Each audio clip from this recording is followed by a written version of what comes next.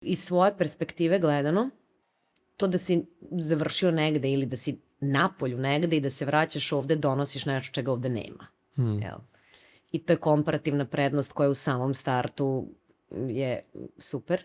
I ne bih se bojala da sam završila arhitekturu. Arhitektura je toliko široka i daje ti tako širok spektar znanja u stvari da i platformu ti pruža da stvarno možda se baviš nizom disciplina, ne nužno samo projektovanjem.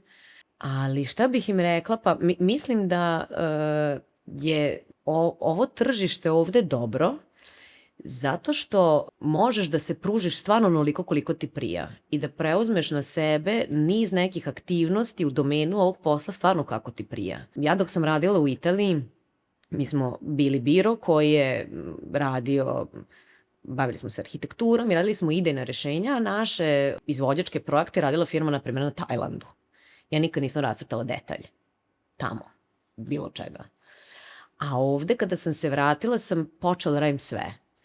I dan danas mogu da doziram koliko tog procesa želim na sebe da uzmem, ali meni je taj moment, mislim ja sam tako sebi istrasirala taj put gde ja stvarno od linije pa do izvolite ključ mogu da ispratim. Za mene je to uzbuđenje koje ja imam svaki put kad uradim neki projekat i izvedem ga i tako dalje, to stvarno ne može se meri ni sa čim.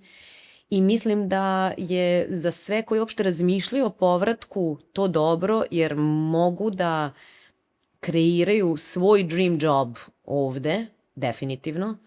Uvek ima negativne strane u smislu budžeta, u smislu pritisaka i tako dalje, ali toga ima svuda. Mislim, barataš možda ovde s malo manje para, ali sa više slobode, a tamo sa više para mnogo manje slobode.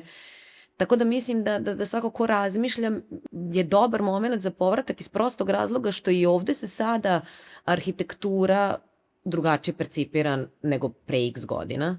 Dešavaju se sjajne stvari među nama kolegama na arhitektonskoj sceni. Mislim, udružili smo se, imamo udruženje, zajedno delujemo i tako dalje. Tako da puno stvari mislim da se ovde na dizajnerskoj sceni pomere i da to ide u nekom lepom pravcu.